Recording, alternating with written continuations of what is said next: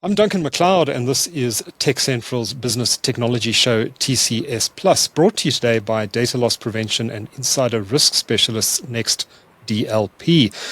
I'm joined by three guests today. First up are two familiar faces to the show, and they are Chris Denbigh-White, who's Chief Security Officer at Next DLP, and Fallon Steyn, who is the company's Regional Sales Manager for South Africa.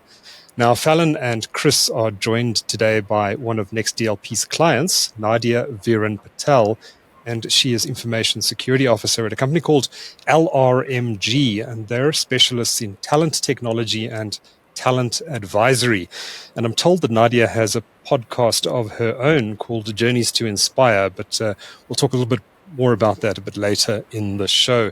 Welcome to you all. Thanks for making the time. Nadia, I think let me throw the first question your way. If you don't mind, maybe tell us a little bit about LRMG, what the company does, why it was that you ended up engaging and becoming a client of Next DLPs. Thanks so much, Duncan, and appreciate you guys for inviting me onto Tech Central and being a Pleasure. Special feature for Next DLP. LRMG, wow, we fun. We e-learning, we talent management. We try to get people and their people management to a higher level. It's been great working for themselves. It's going on 3 years now as the Information Security Officer. It's been an excellent ride so far. A tough journey. I've been this first Information Security Officer that they've had. So it's been an interesting one. The business obviously went fully remote after 2020. We've remained that way. We are probably 80% remote now and 20% in office because we still provide some training in-house. And it's been a challenge from a data perspective. And when I recognized that challenge, when I joined in 2021, it was something I had to put down as a high risk for me. And when I went out into market and I looked at the type of products and services and solutions that were out there, Next DLP came up and popped up. And let's just say the rest is history. Great. Have you always been in the information security business? Is that your background? Background in IT, over 20 years now, getting old. Not to give my age away, though. IT has been something I fell into. I studied marketing and just ended up staying in IT all my life. And then pretty late in my career, in my 30s, early 30s, I fell into information security. At the company I was working for at the time, they were looking for someone. It was a UK-based company, looking for someone to head up information security in South Africa, and I was pretty much put up for that. So it's been a journey, a fun one, a scary one, but a hell of an entertaining one. So in companies that have gone remote, and I know quite a lot of companies actually that decided after 2020, after the COVID crisis, that actually we don't really need offices anymore, and we're quite capable of working remotely. But that does introduce some potential security challenges. What are some of the risks that you encountered in your investigations at LRMG? What were some of the pitfalls that you encountered around data management, data security in a remote work situation? Yeah, so I think what you don't know won't hurt you, right? So there was a lot of, I think, bias when it came to what happens to our data, or almost naivety, shall I say. So, we always sit and we say, okay, but we've got this lockdown until you test it. And when we did that, and I said, okay, let's test the theory and see how much of our data is actually moving, where is it moving to? And we deal with a lot of private data, PII, right? So I needed to lock that down and make sure that we were protecting it. And I had to take a stance of zero trust in that situation and say, hey, let's just test it. And when we did, I switched on a couple of basic things that we already had in Microsoft, for example, and a lot of data was flowing out of the company. And, unknowingly by our users. But again, it comes back to that insider risk and the insider threat management. And we didn't realize how much they were sending out, and they didn't realize the risks and the consequences behind that. So it came down to making sure I knew what was happening with our data, locking it down, but also making a conscientious effort to have that change management conversations with the people who were sharing the data, which was pretty much everybody, right? So it became this whole cyber awareness training, and then it became something bigger than that, which was data privacy, data management. Okay.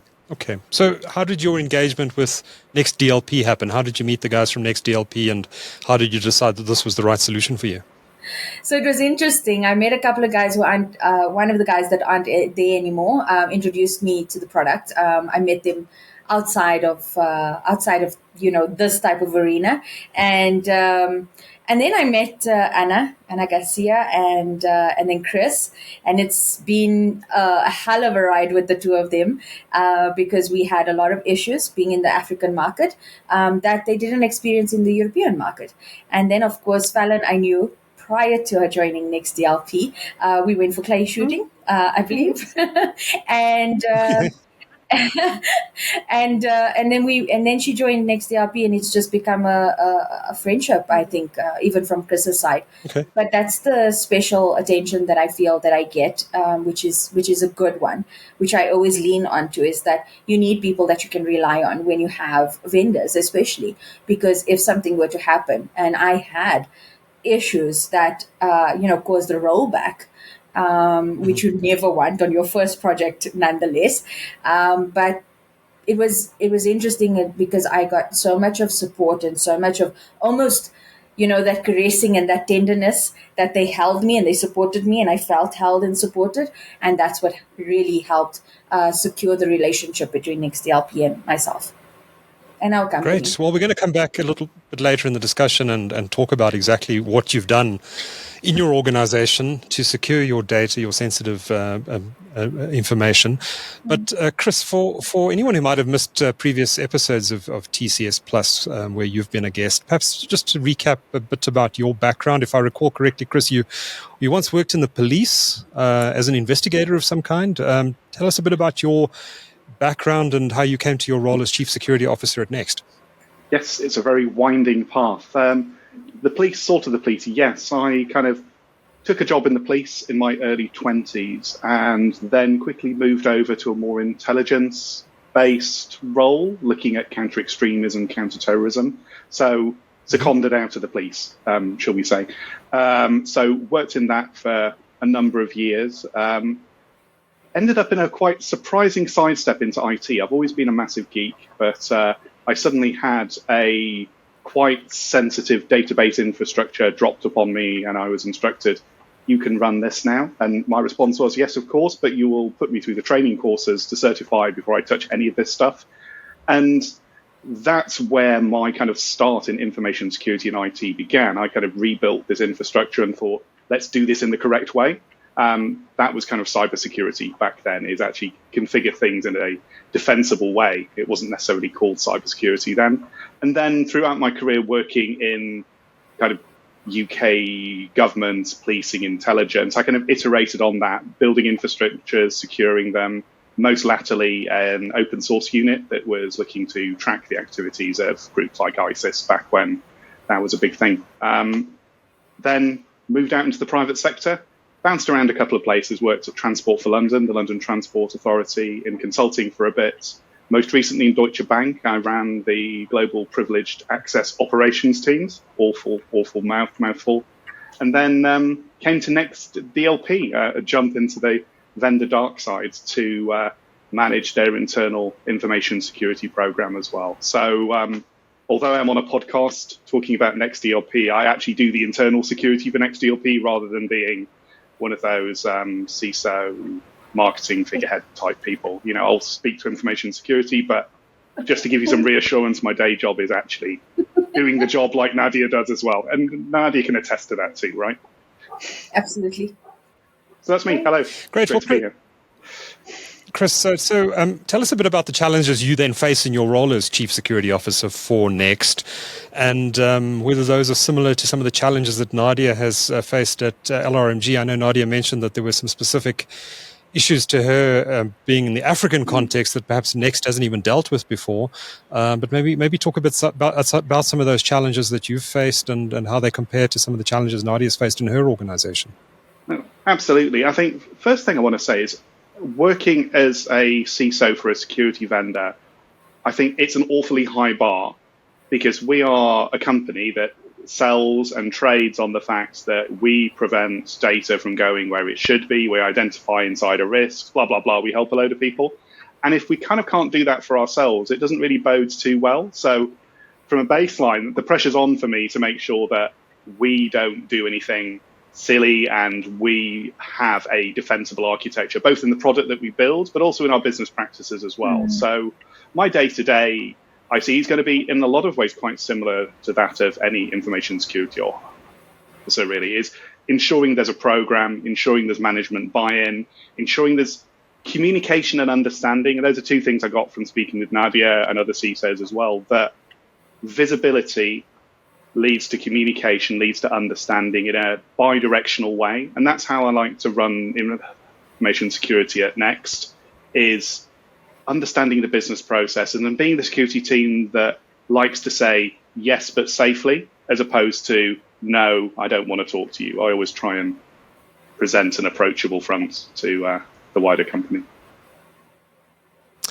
So Nadia, I just want to come back to what you mentioned then about the about some of the unique challenges that you've faced as a South African or African entity. Maybe just touch on those briefly. What are some of the specific challenges to LRMG that you had to deal with?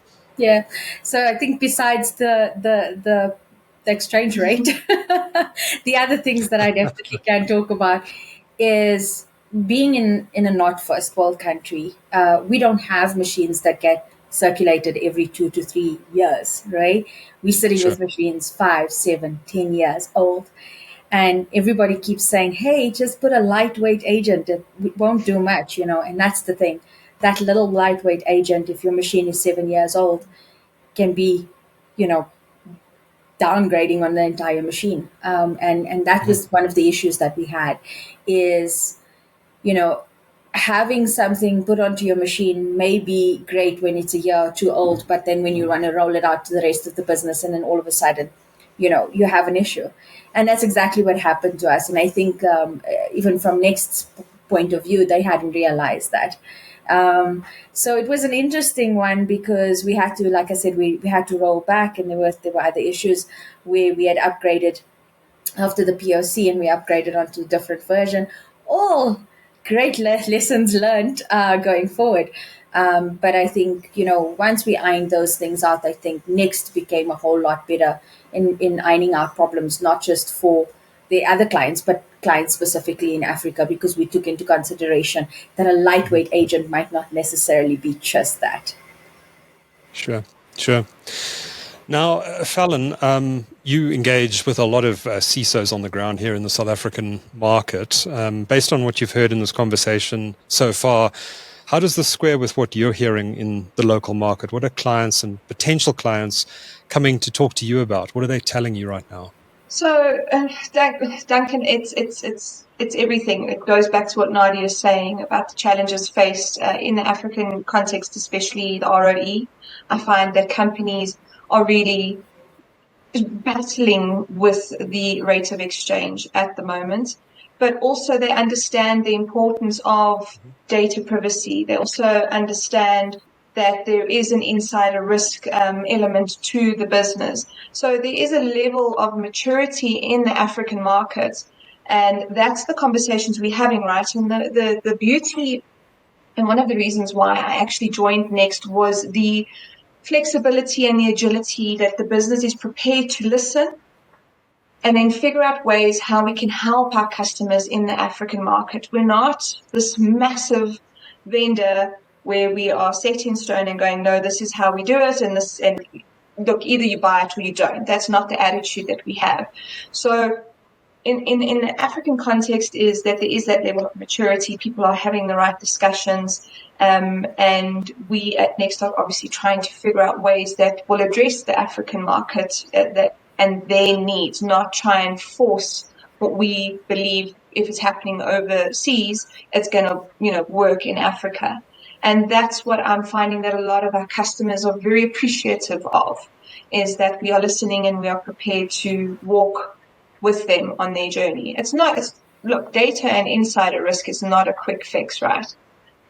You asking to change behavior. You're asking for guys to look at huge amounts of data. You're asking teams, maybe 1-2 people, to look at streams and streams and streams of information to try and make sense of it. So there's a lot that we take into consideration with the client base and obviously with our technology as well. Chris, I think it'd be quite helpful at this point, if you don't mind, maybe just chatting a little bit about what Next DLP helps its customers with specifically, and what these implementation projects tend to look like. How do you engage with the client? How do you get started on these projects? And what's actually involved in ensuring that companies are adequately protecting their data and ensuring that data isn't walking out the front door? Yeah, absolutely. I was just going to jump in and kind of add something to that. I'll probably answer your question backwards, to be honest, rather than talking about implementation first. I'm going to talk about end result first, because it speaks to something that Fallon was saying and something that Nadia has spoken about. And something I understand acutely is small security teams.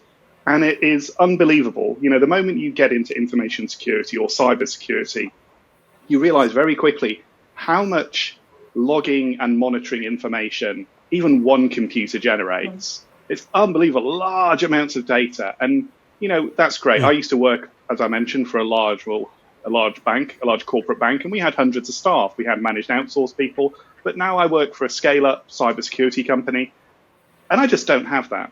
You know, I have a relatively small team. So I think the first thing that I really love around an information security program based on, we use our own product, is the ability, yes, to have visibility and understanding of all these different streams of data. Yes, there's a whole bunch of data. But for that to be distilled into something meaningful, for me to be able to answer the question, what does normal look like in my company? And am I happy with what that normal looks like? Am I even aware that that is normal? You know, shadow business processes, we call them in information security. The business has been operating in this way for 20 years or whatever. They just call them business processes. The fact that no one's told us about them and we haven't necessarily engaged enough to understand the business is doing this.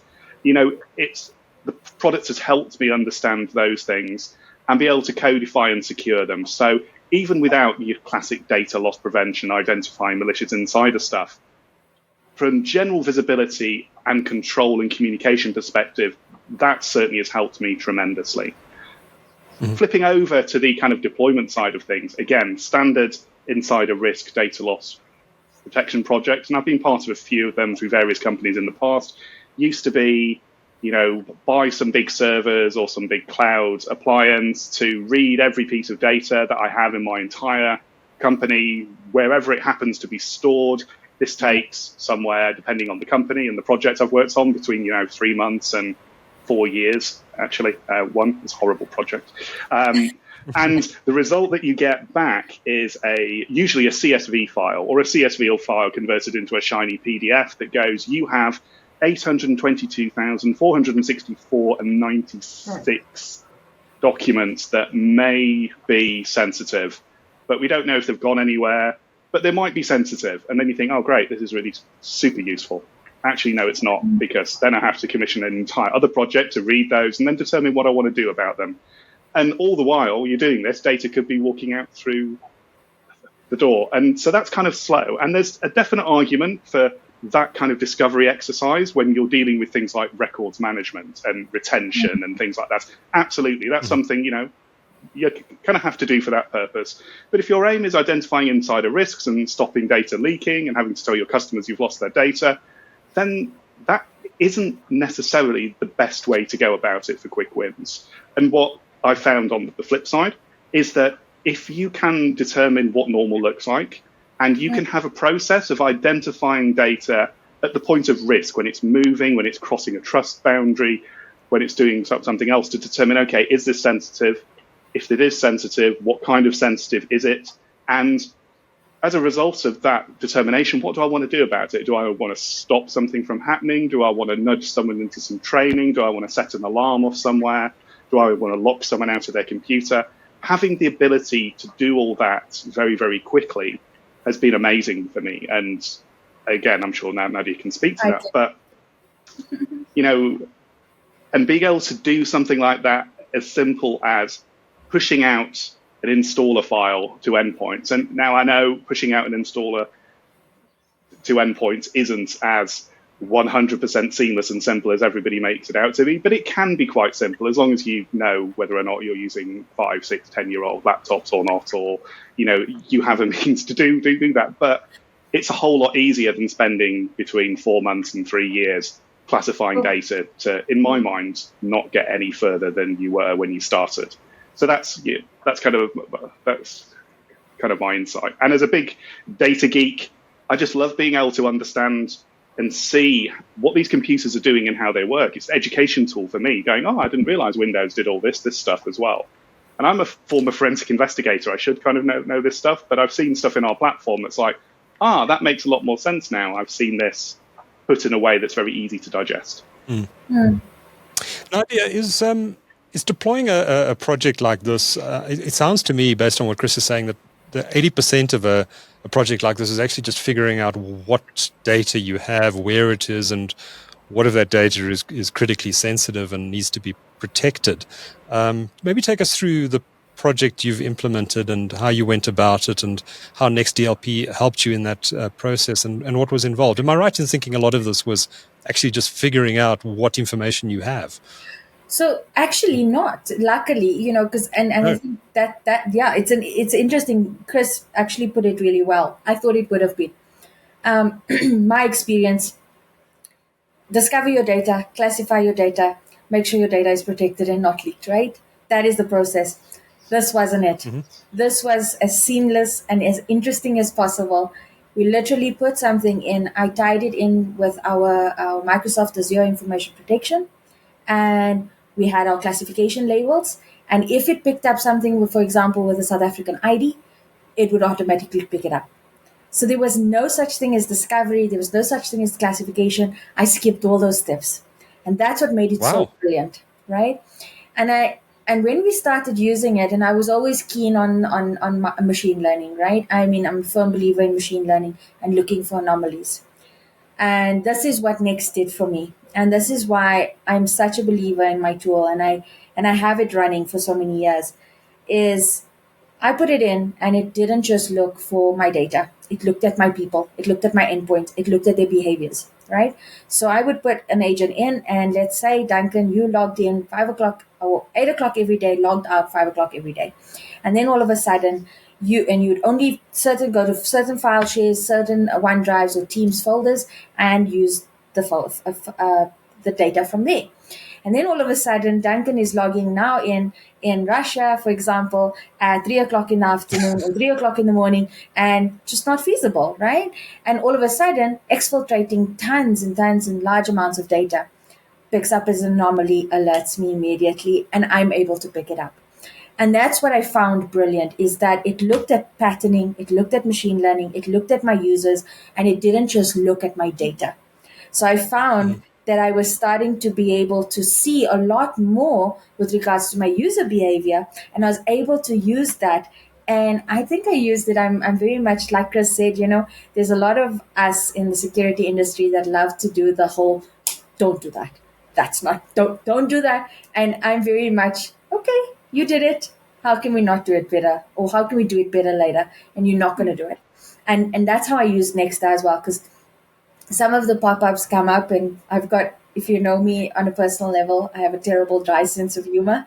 But I would use those pop-ups as an information tool. But I didn't want to scare you. I didn't want to freak you out. I didn't want to say, I'm literally watching you, right? Because I didn't want everybody to think I was Big Brother either, or Big Sister in this case. And it was very much a tool that I said, hey, do you know that using this channel or webmail is not really a secure way of transferring your data?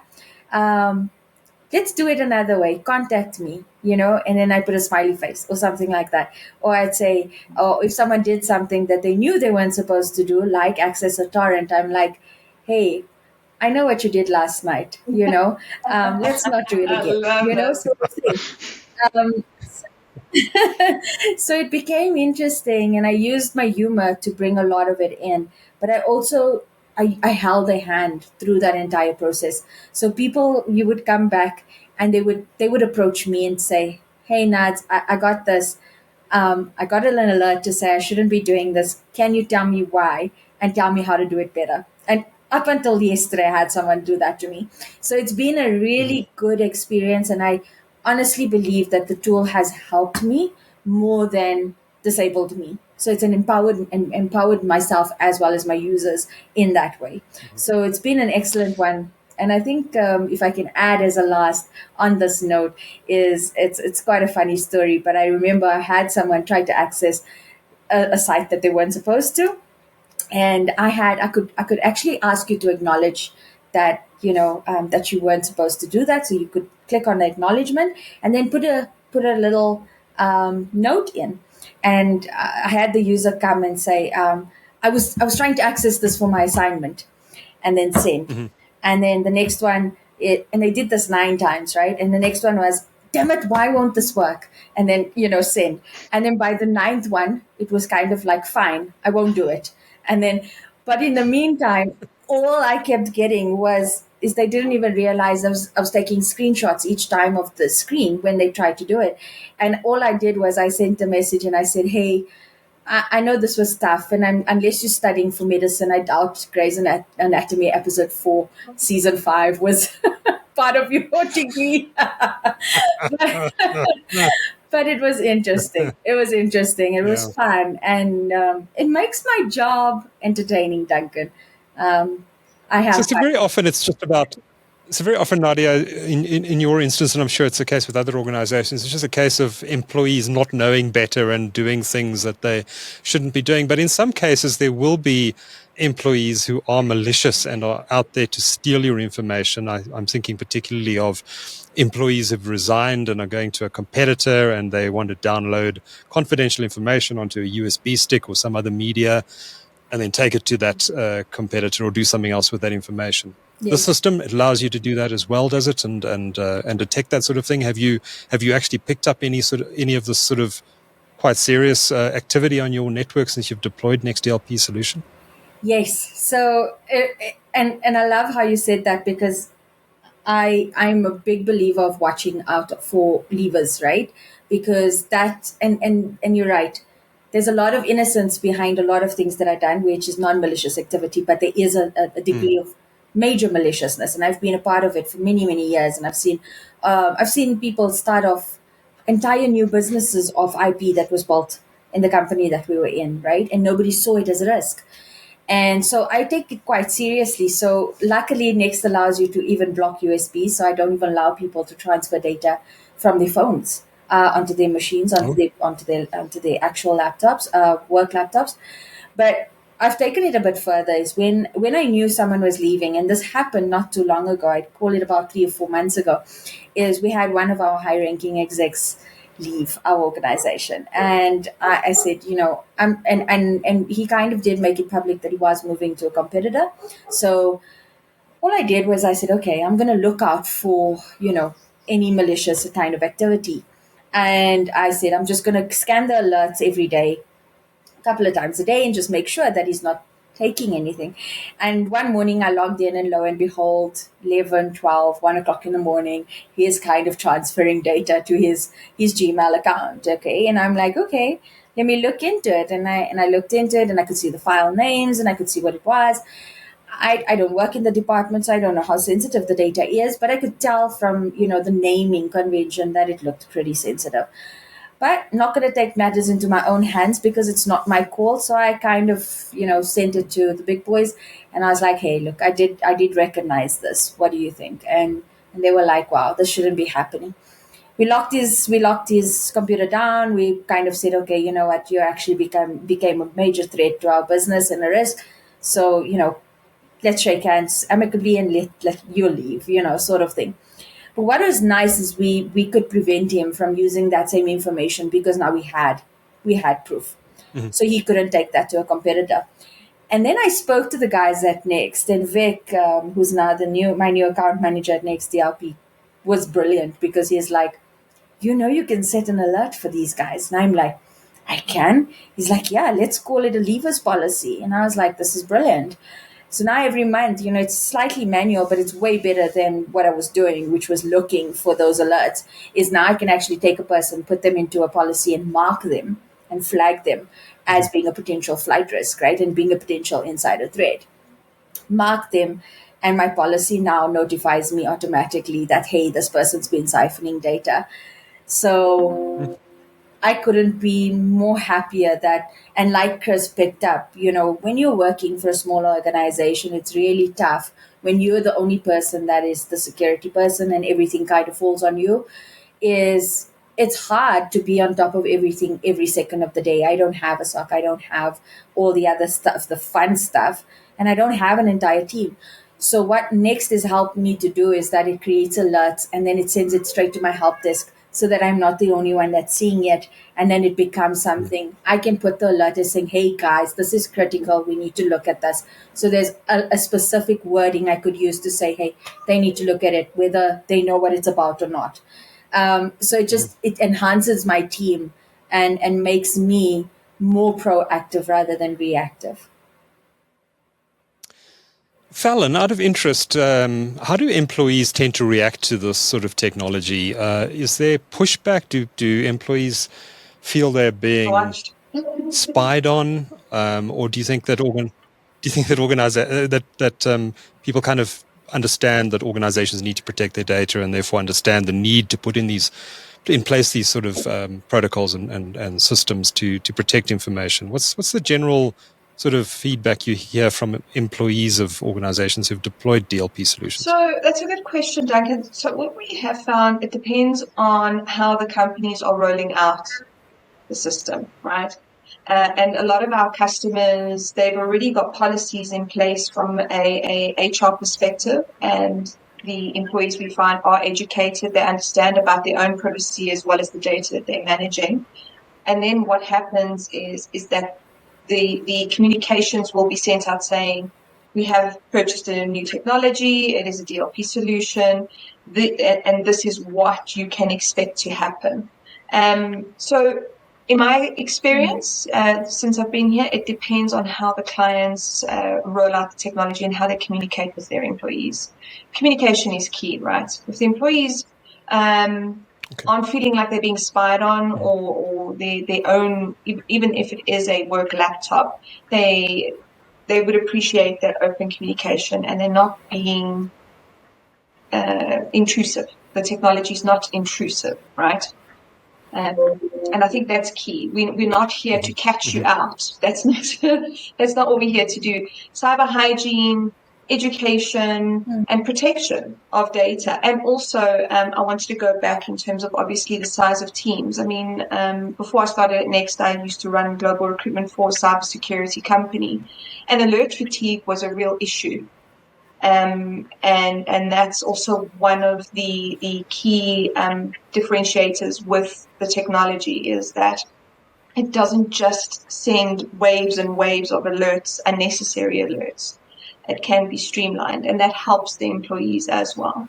I just wanted to throw that in there. Mm-hmm. Okay.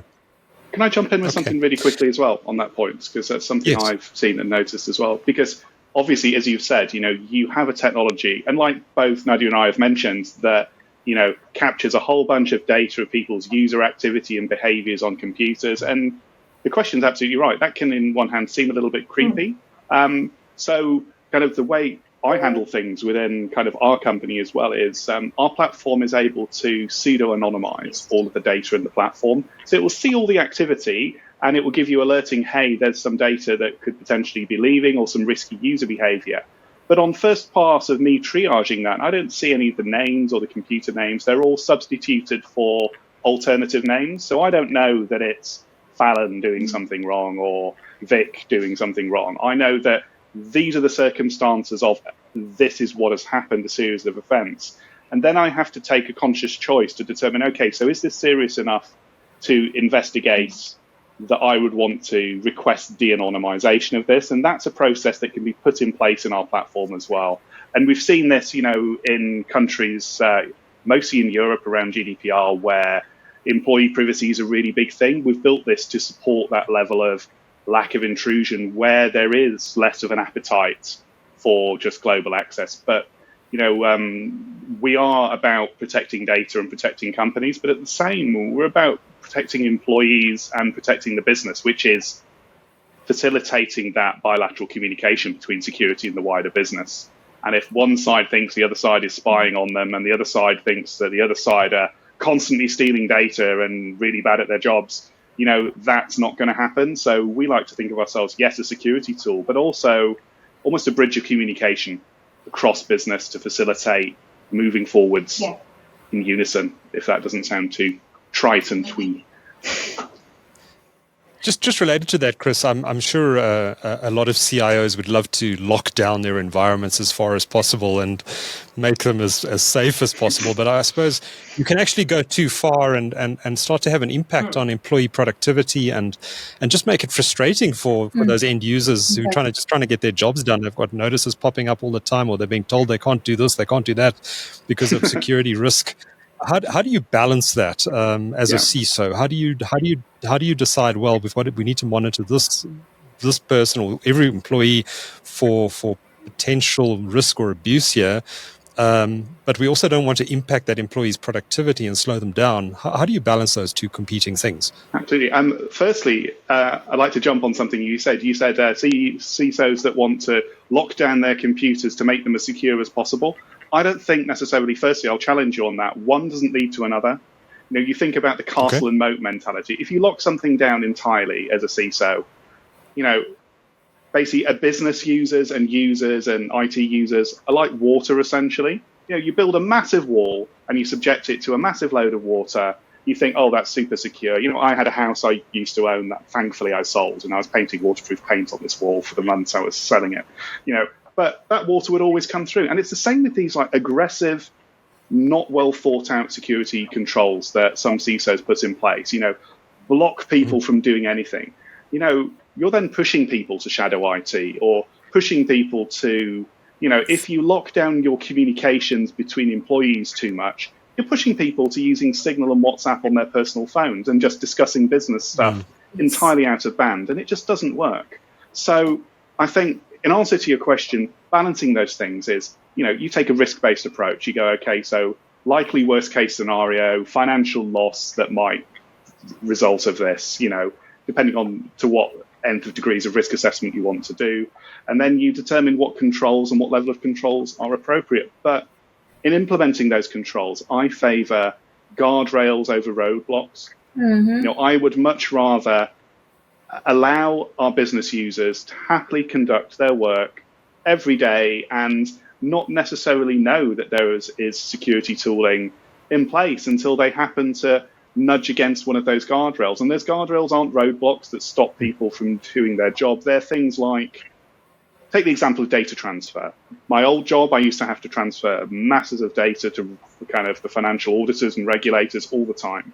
And I try and do this. And I worked in the CISO's office, and I was in charge of a certain aspect of protecting information security, but I'd try and do this, and our old DLP solution, it wasn't us as a company, it was another software vendor, basically said, you are not allowed to send this to your auditor because this is sensitive data. And I'm like, well, I know it's sensitive data because I own this data and I need to send this. And there was in that, I was just stopped, and there was no, this is the right way. You implement a guardrail control by going, yes, there are some things you want to stop happening because they're known bad things to happen. But if you're going to do that, follow that up with you have attempted this in the wrong way. Look, this is the right way, and facilitate that right way to happen. So for things, for example, inside our company, we have basically controls where you can't send data to certain places. If our employees butt up against that, they nudge against that guardrail, it's like, hey, look, we've stopped you, we've protected you from yourself because you probably, this isn't the right way to do things. This is the correct way to do it. Click here to go down the path to do it the correct way. So in the informational, there's actually the option to do things the right way. And I think by as much as possible, promoting controls that are guardrails and not roadblocks is the way to improve security, certainly the way to improve communication, as Nadia says, between the business and security. And then you've got cyber education sorted in a lot of ways as well, because you're constantly updating people on the evolving threats and risks and consequences of their actions. And me in security and learning, what the business actually does and the challenges they're facing. It's a win-win for me.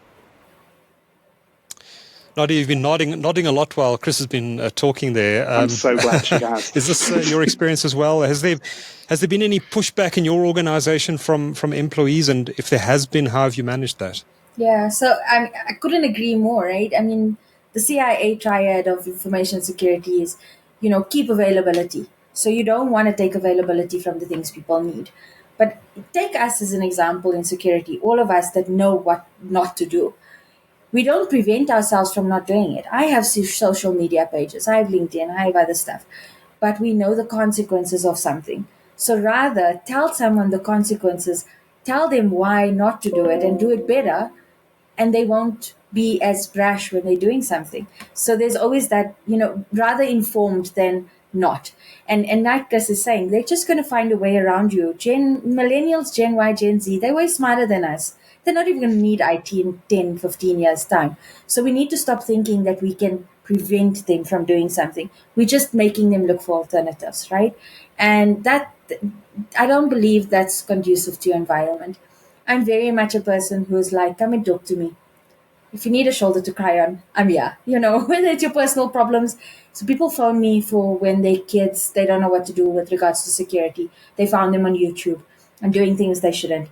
When it comes to their own private security at home, their phones, whatever, they got their cards replicated or duplicated, whatever the case may be. And then there's, of course, the office security. I always tend to go to people and say, hey, this is how you can better secure yourself. This is how better you can secure your family. Tell them about these things. And then I go into the corporate part of it. So it's always, I'll reel you in and I kind of, hey, let's learn a little together. And then I say, okay, but now this is how we can protect the organization. And that seems to have worked. And yes, there'll always be your one or two. But I think those guys you can manage. Those guys are the ones that you rather have 98% on your side or 99 and deal with the exception. Do you know what I mean? Then you have everybody that is upset with you because you've now implemented Big Brother into your organization and you're literally stopping and blocking and, every single thing that they're trying to do and every avenue that they're trying to go down. At the end of the day, people just want to work. They just want to get their thing done and they want to do it the best way possible. And sometimes that's not the most secure way. So like Chris said, give them an alternative and make sure that you're hand-holding and you work together and everybody is happy. I promise you, I've gone from an organization that knew very little about the consequences of security risk and threat management and to a now much better organization. And now I feel like I've got a team of 300 strong because every single person will notify me when something goes wrong before sometimes I even notice it. So that's what I think is okay. best. So I was going to ask. Yeah. I was going to ask if you've seen significant behavioral changes amongst employees of your organization, but I think you've answered that question. You have indeed. Definitely. Good. And it's been been such a beautiful experience because I think for me, I don't want to leave people uneducated. I don't want to leave people thinking I'm the person responsible for security because I'm not. I'm just there to make sure that the guardrails are there, right? And that we protect it. But security is everybody's responsibility. Down from the CEO right down to the janitor and to the person who's allowing people to walk into the door. Everybody's responsible. Good. I think that's a good place to wrap it up. Nadia, if anyone wants to learn more about LRMG, your website is lrmg.co.za. Is that right? Yes, thanks. And Fallon, nextdlp.com is the best address to visit. Next DLP, is it? Good. Before we go, though, Nadia, I did mention at the beginning that you have your own podcast. Tell us a little bit about it. It's called Journeys to Inspire. What is the focus and where can people subscribe? Thank you so much, Duncan. Journeys to Inspire is a personal baby of mine. I've been in the tech industry when it was, it's still pretty much male dominated. But I've been in the tech industry when it was, when it was hard and the journey was difficult, and to break the ceilings it's still tough. It's still tough, but Journeys to Inspire was built on that we are geeks and we weren't popular and we were those kids that were bullied and picked on, and whether we were guy, girl, it was tough. It was really tough. But Journeys to Inspire is there to to bring more kids into the STEM industry, especially cyber. And we want to grow the industry, and we're saying, hey, you know what? Everywhere in the world, we're looking for kids like us. We're looking for those awkward ones. And look at Chris and I. 20 years later, we're cool. Yeah. We pretty obviously think we are. But you know, there's a spot and there's a place for you, and we're especially looking at the neurodiverse kids, the kids who have the ADHD and the PTSD and and the autism and all of that, because they are extremely excellent in the STEM industry. So that's what Journeys to Inspire is about. And Journeys is about a whole lot of leaders inside who picked their hands up and said, hey, you guys can lean on us. We will handhold you through this. If you want to study it, I mentor a couple of people inside, that aren't even in cyber as yet and wanting to get into cyber. And it's been such a fulfilling journey. And that's how Journeys to Inspire has grown. We can be found on LinkedIn so far. So you just look up Journeys to Inspire on LinkedIn. The podcasts are all available there as well as YouTube. We sort of on TikTok, not fully, but we're trying to get there. We're trying to get in with the cool kids. But also, I think if you're looking for someone to come and chat to your schools, to your kids, to whoever, we are actively trying to do that now, and we've started on that journey as well. So it's been brilliant, and I hope to see more of it going forward. Fantastic. Nadia Veeran-Patel works for our LRMG, and Fallon Steyn and Chris Denbigh-White are with Next DLP. Thank you all for a great discussion, and thanks for your time today. Thanks, Duncan. Thanks, team. Take care, everyone.